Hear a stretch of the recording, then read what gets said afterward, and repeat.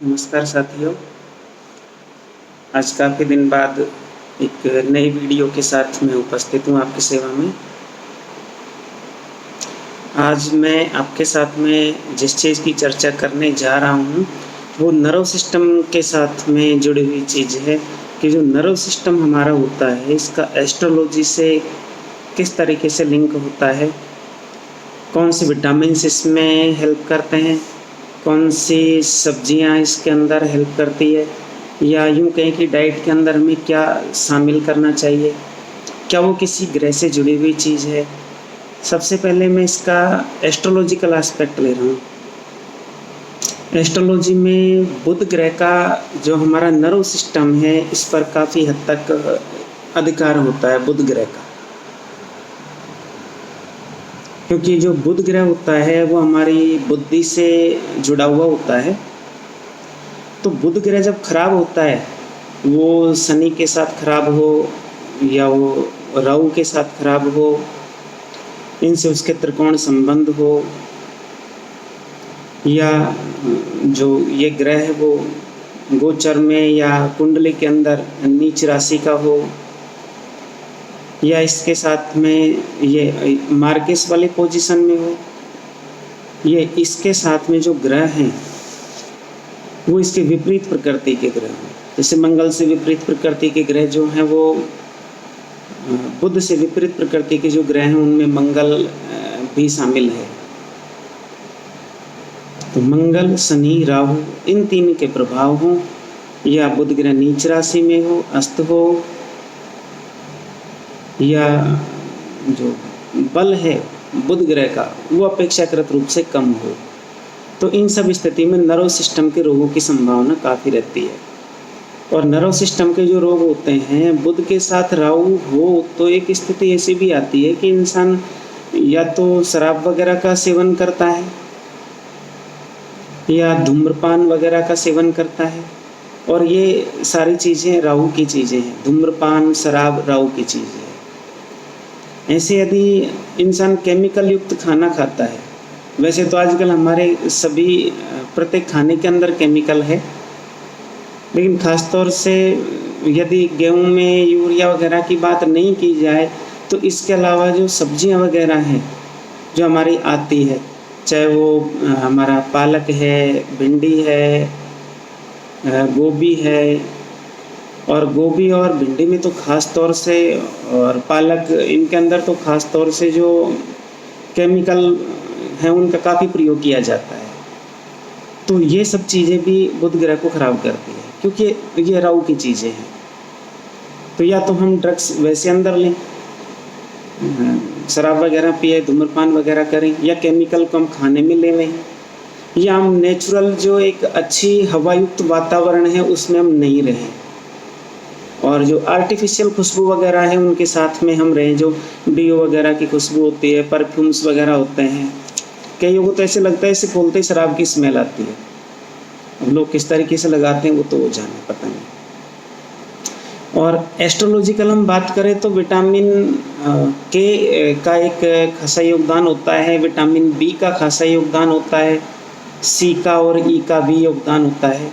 इसके अलावा कुछ मैग्नीशियम, कैल्शियम, जिंक जैसे तत्व होते हैं जो चिकित्सकीय रूप से हम देखें तो यदि हम इनको हम खाने में हम शामिल करें तो जो हमारे शरीर के अंदर जो बुध ग्रह है वो मजबूत होता है, हमारा नर्व सिस्टम मजबूत होता है, या नेगेटिव चीज़ें निकलती है। दूसरा, एंटीऑक्सीडेंट युक्त चीज़ों का हम सेवन करें, जैसे कि तुलसा जी के बीज वगैरह हैं, उनको किसी वैद्य के परामर्श के अनुसार हम लें तो उसमें भी इसका फ़ायदा मिलता है। इम्यूनिटी भी बढ़ाता है, बुध ग्रह का इम्यूनिटी बढ़ाने में खासा योगदान भी होता है। अब यहाँ पर हम चीज़ें देखें तो जैसे कि जो विटामिन के, आज मेरे विटामिन के पर ही बात हुई थी, तो विटामिन के को हम देखें तो ख़ास तौर से जो हमारे ब्लड का थक्का जमाने के काम आता है शरीर के अंदर, और साथ ही जो इसकी जो कमी यदि हो जाती है तो ये हमारी जो हड्डियों में एक तरीके से जो कैल्शियम जितना होना चाहिए या कैल्शियम की जो आपूर्ति होती है या कैल्शियम का जो संचय वहाँ पर होता है उसके अंदर कमी आती है। दूसरा, नर्व सिस्टम को ये बाधित करने की कोशिश करता है और आंतरिक रक्तस्राव वगैरह भी हो सकते हैं। तो ऐसी स्थिति में क्या सजेस्ट करते हैं, यदि आप किसी चिकित्सक के पास जाएं, किसी वैद्य के पास जाएं, तो वो जिन चीज़ों को सजेस्ट करते हैं, हाँ, दांतों के रोग वगैरह भी इसकी कमी से हो सकते हैं, जैसे खून वगैरह आना, पायरिया वगैरह होना, या नाक की सूंघने की क्षमता चली जाना, ये भी एक विटामिन के की कमी के कारण हो सकता है, क्योंकि ये सब बुध के रोग हैं। मैं एस्ट्रोलॉजिकल एस्पेक्ट में जानता हूँ। अब जहाँ पर अब ये जो चीज़ें हैं, अब जैसे किसी आप वैद्य के पास गए तो वैद्य ज़्यादातर हरी पत्तेदार सब्जियों के सेवन की बात करता है, पालक की बात करता है, ब्रोकली की बात करता है, चुकंदर की बात करता है, सलगम की बात करता है। इसके अलावा एक जो इन बारिश के दिनों में एक बोकनो नाम की एक घास आती है जिसकी चौड़ी सी पत्तियाँ होती है, उनके सेवन की बात करता है। गेहूँ के ज्वारे के रस के सेवन की बात करता है। वैद्य तुलसा जी के बीजों के सेवन वगैरह की भी इनके साथ में बात कर सकता है। कद्दू के बीज वगैरह, उनके सेवन की भी यहाँ पर बात हो सकती है। तो अब यहाँ पर ये जो चीज़ें हैं, जितने भी पत्तेदार चीज़ें हैं, उन सब पर बुध का अधिकार है। बुध का समस्त हरियाली पर अधिकार है, क्योंकि बुध क्या है, बुध को तत्व भी दिए गए। बुध पृथ्वी तत्व का कारक है। अब पृथ्वी तत्व का कारक होने से कारण यदि हम हमारे पृथ्वी को जितना हम शुद्ध रखते हैं, इसको स्थूल रूप में, भौतिक स्वरूप में भी मिट्टी भी समझें, मिट्टी से बने जो बर्तन हैं उनका प्रतिनिधित्व भी बुध ग्रह करता है। तो हमारे यहाँ पर जितनी चीज़ें हैं जो मिट्टी से बनती है, तो मिट्टी जो हमारे पृथ्वी का एक अंग है, यदि हम उसमें केमिकल डालते हैं तो केमिकल युक्त आप दो तरह का आप चीज़ें ले लें, प्रयोगशाला में जांच करवा लें। एक तो केमिकल युक्त, जैसे कि सब्जी मंडी में से आप एक पालक की एक बंडल लें, और एक जो जैविक उत्पादों को बेचते हो उनसे, जहाँ खाद का प्रयोग नहीं होता हो या गाय के गोबर की खाद वगैरह का प्रयोग होता हो। ऐसे तो जैविक कोई सा भी बढ़िया, चाहे वो भैंस का गोबर हो, चाहे वो बकरी की मेंगनियाँ हो, वो सभी बढ़िया होती है। क्योंकि बकरी की मेंगनियों को तो वैसे भी एक अच्छे खाद के अंदर माना जाता है। जो बकरी है वो बुध का प्रतीक भी माना जाता है। बुध ग्रह के लिए इसको शामिल भी किया जाता है प्रतिनिधि वस्तुओं के अंदर। और जो गाय का जो गोबर वगैरह होता है, मूत्र वगैरह होता है, इसका प्रयोग लोग कीटनाशक के छिड़काव के लिए करते हैं, गोबर की खाद वगैरह देते हैं। तो इसमें क्या होता है, केमिकल के जो इफेक्ट हो जाते हैं उनको दूर करने की खास क्षमता होती है। जैसे यदि किसी ज़मीन में हमने 2-3 सालों तक यूरिया का इस्तेमाल किया हो, तो आगामी हम यदि 2-3 सालों तक उसमें गाय के गोबर वगैरह का यदि हम इस्तेमाल, मैं देसी गाय की बात कर रहा हूँ यहाँ पर, विदेशी गाय की नहीं, होल्स्टीन वगैरह की नहीं, क्योंकि उनसे तो रोग ही होते हैं, कोई फ़ायदा यहाँ पर उनसे नहीं होने वाला है। देसी गाय बचाना ही इम्पोर्टेंट है, देसी गाय का गोबर ही काम लेने की बात है। जो भी हमारी गाय हैं यहाँ पर, चाहे वो राठी है, गिर है, थारपारकर है, सांचोर है, कांकरेज है, नागौरी है, जितनी भी इसकी नस्लें हैं, यदि उनके गोबर का हम प्रयोग करते हैं तो गाय की खास बात ये होती है कि इनमें गाय की चर्बी का, आप देखो कोई भी चीज़ जो अपशिष्ट के रूप में बाहर आती है उसमें कुछ हिस्सा वो पूरी तरह अपशिष्ट नहीं होती है, उसमें कुछ हिस्सा हमेशा एनर्जी के रूप में बचा रहता है, जो जीव जंतु के खाने के काम आता है या उनसे उसको पोषण मिलता है, चाहे वो मानव मल हो, चाहे वो गाय वगैरह का मल हो, पशुओं का मल हो, क्योंकि पूर्ण रूप से अवशोषण किस चीज़ का हो ही नहीं पाता है। प्रकृति की व्यवस्था इस तरीके की है। तो उसमें क्या होता है, जो गाय के अंदर का जो थोड़ा हिस्सा जो एक्चुअल पूरा पोषण नहीं हो पाता, और जो गाय के जो सिस्टम के थ्रू होकर जो चीज़ बाहर आ रही है अपशिष्ट के रूप में, उसमें क्या होता है, गाय की कुछ क्वालिटीज़ भी सामने आ जाती है। गाय का एक खास गुण ये होता है, ये राहु के दोष को दूर कर देती है। तो जो केमिकल का इफेक्ट है उसको गाय दूर कर देती है। तो जब हम एक जो जैविक तरीके से कोई चीज़ तैयार की गई है, खासतौर से गाय के गोबर मूत्र का प्रयोग कीटनाशक के रूप में करते हुए, और दूसरी तरफ केमिकल युक्त हम चीज़ों को लेते हैं। पालक लेके आप 2 को लेबोरेटरी में चेक करवा लो और दोनों जगह आप पाओगे मैग्नीशियम, कैल्शियम, इनका जो लेवल है, आयरन, इनका जो लेवल है वो जैविक तरीके से जो तैयार किया गया उसके अंदर मानकों के अनुसार है या ज़्यादा है या फ़ायदे के मुताबिक है। और जो सब्जी मंडी से आमतौर पर लिया गया होता है उसमें आर्सेनिक, कैडमियम, ऐसी चीज़ें जो विष का इफेक्ट डालती हैं, उनका प्रभाव ज़्यादा होता है। तो वो क्या करती हैं, बुध ग्रह को दूषित कर देती हैं। जब हम डॉक्टर के पास जाते हैं या वैद्य के पास जाते हैं तो वो पत्तेदार सब्जियों को जब खाने की बात करते हैं तो पत्तेदार सब्जियां जो जैविक तरीके से तैयार की गई हो उनका सेवन करें हम। दूसरी चीज़ यहाँ पर जो चीज़ आजकल प्राणायाम का काफ़ी चल रहा है, बाबा रामदेव इसके लिए पूरे विश्व को उनका आभारी होना चाहिए, क्योंकि भारत की मूल देन है। पतंजलि जी जैसा चाहते थे उस रूप में तो उनका प्रचार प्रसार पहले नहीं हो पाया था, लेकिन आज के दौर में जहाँ स्वस्थ बनाने के लिए बाबा ने जितने तरह के प्राणायाम वगैरह बताए, उन प्राणायाम को करने से जो हमारी, क्योंकि बुध क्या होता है, हमारी नासिका, शरीर के अंदर जो नासिका है वो बुध को दी गई, तो बुध के खराब होने पर घ्राण शक्ति खराब हो जाती है किसी इंसान की। इसलिए यदि कोई प्राणायाम करता है या नेचुरल हवा में रहता है, अब बुध का क्या है, एलर्जी से भी खास संबंध हो जाता है। कोई जैसे डीओ परफ्यूम वगैरह इस्तेमाल करता है, बहुत लोगों को इनसे एलर्जी होती है, लेकिन नेचुरल किसी फूल की खुशबू से मैंने नहीं देखा किसी को एलर्जी होती है। या किसी अच्छा वातावरण हो जिसमें बढ़िया हवा चल रही हो जो मन और तन को प्रफुल्लित कर देती हो, क्योंकि बुध राजकुमार अवस्था का ग्रह है।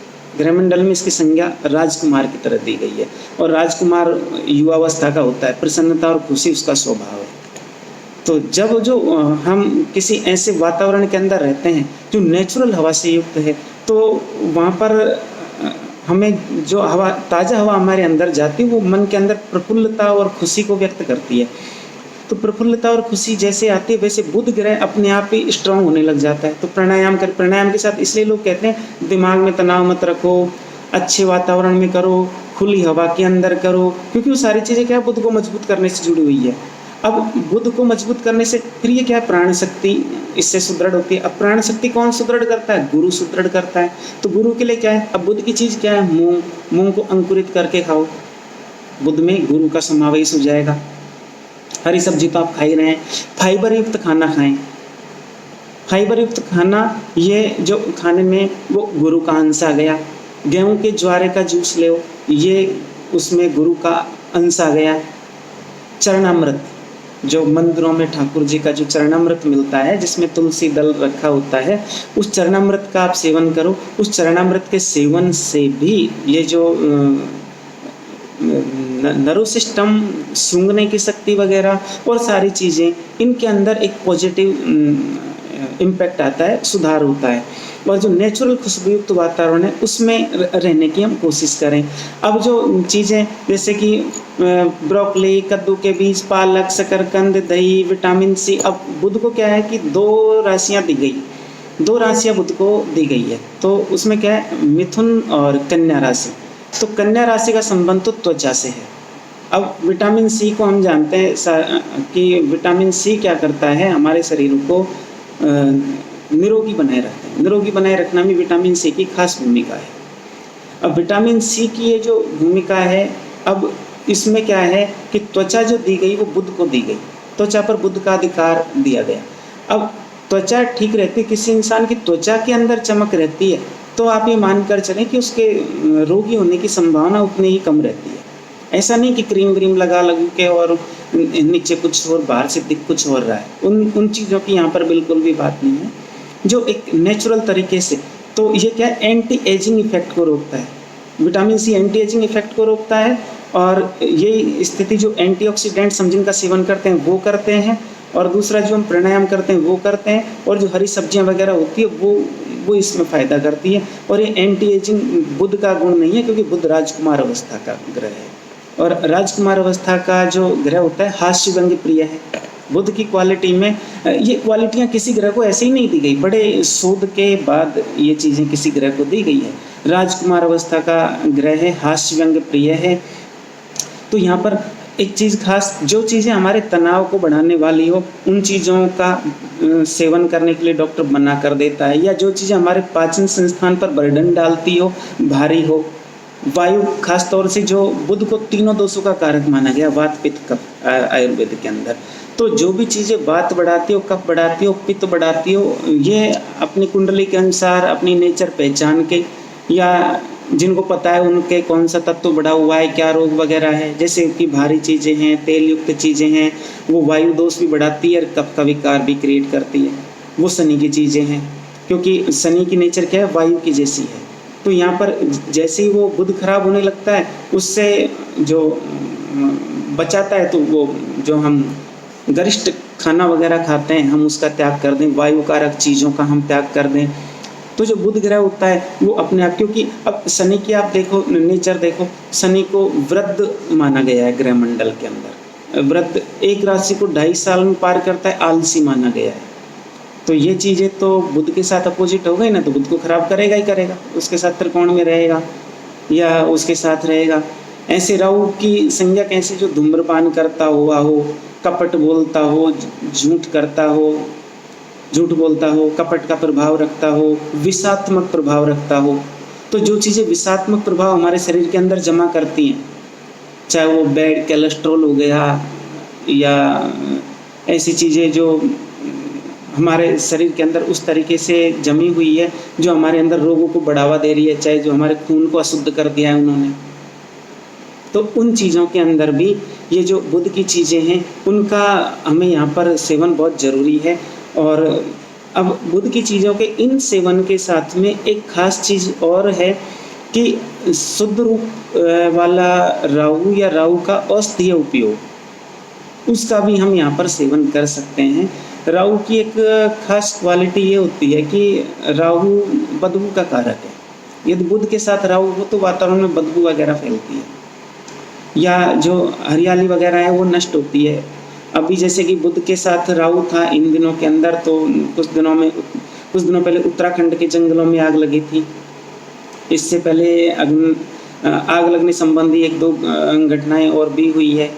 और मिथुन राशि में युति है तो वायुजनक राशि है ये, तो वायुजनक राशि के कारण वायुयान दुर्घटना वगैरह की वो स्थिति भी यहाँ पर बढ़ी है। तो अब यहाँ पर क्या है कि जो बुध की जो स्थिति है वो हरियाली को कंट्रोल करते हुए यदि हम बुध की चीज़ों का सेवन करें, हरी सब्जियाँ, मूंग, लहसुन वगैरह। लहसुन शुद्ध रूप में बुध की चीज़ नहीं है, लेकिन कुछ चीज़ें क्या होती है कि जैसे कोई ग्रह कमज़ोर होता है तो उपचार के रूप में काम आती है। जैसे कि ये इसके इफेक्ट को ये चीज़ दूर कर देगी, इस तरीके से होता है। जैसे कि किसी को मान लो खांसी वगैरह हो रही हो तो उसको वैद्य तो ये कहते हैं कि अदरक ले लो, शहद ले लो, उसके साथ इसका सेवन कर लो। और देसी नुस्खे काफ़ी कारगर भी होते हैं, चोट वगैरह हो हल्दी का दूध वगैरह सजेस्ट कर देते हैं। तो कुछ चीज़ें क्या है जो औषधि के रूप में काम आती है, तो कुछ चीज़ें कुछ खास इफेक्ट को दूर करने के लिए काम आती हैं। तो यहाँ पर जो लहसुन होता है वो बुध के साथ राहु हो तो राहु के इम्पैक्ट को दूर करने के काम आता है, ताकि राहु उसको खराब नहीं करे। इसलिए जो लहसुन है उसका प्रयोग जैसे बुध के साथ राहु हो, मंगल के साथ राहु हो, खून गाढ़ा हो रहा हो, कहीं पर ब्लड के अंदर एलर्जी हो, उस स्थिति के अंदर यदि हम जो लहसुन वगैरह का हम सेवन करते हैं तो वो चीज़ हमें फ़ायदा देती है। तो यहाँ पर बुध में गुरु को ऐड करके, हरी पत्तियों वगैरह का सेवन करके, हरी सब्जियों वगैरह का सेवन करके, और जो नेगेटिव चीज़ें हमारे लिए हैं केमिकल युक्त खाना वगैरह, इनको अवॉइड करके और विटामिन सी युक्त चीज़ें लेकर, इन सब चीज़ों के साथ में हम विटामिन बी, के, सी, ई, मैग्नीशियम, तांबा, जिंक, इनकी आपूर्ति बढ़ा सकते हैं। ये सब बुध की चीज़ें हैं जो हम लेते हैं तो हमें महसूस होता है। तो इन चीज़ों को हम लें तो हमारा जो नर्व सिस्टम है वो ठीक होगा। जिनके बुध के साथ राहु की युति हो वो खास ध्यान रखें, बुध के साथ शनि हो वो खास ध्यान रखें, जिनके बुध के साथ ये चीज़ें ट्रायंगल में वो खास ध्यान रखें और उनको महसूस भी हो जाएगा। जिनके बुध के साथ राहु हो वो देखें उनकी ग्रहण शक्ति वगैरह कुछ हद तक उनकी ग्रहण शक्ति वगैरह में कमी मिलती है, या उनको एलर्जिक चीज़ ज़्यादा तंग करती है। दोनों तीनों चीज़ों में से एक चीज़ ज़रूर होती है कि या तो रोगग्रस्त होते हैं या वो ज़्यादा उम्र के हैं तो मोटापा वगैरह उनका बढ़ जाता है, श्वास संबंधी तकलीफ भी उन्हें होने लगती है और गुस्से पर वो कंट्रोल नहीं कर पाते हैं। ये सारी स्थितियाँ बुध की राहु के साथ ही नर्व सिस्टम पर इम्पैक्ट डालती है। और ये चीज़ बुध का संबंध दांतों से भी है तो दांतों वगैरह को भी खराब करती है। तो इन सब चीज़ों का हम अपनी कुंडली के अनुसार, या कुंडली नहीं है तो जैसे सिम्टम्स हमारे हैं उनके अनुसार हम ध्यान रखते हैं, इन चीज़ों का सेवन करें। किसी योग्य वैद्य या चिकित्सक वगैरह की सलाह भी ले सकते हैं।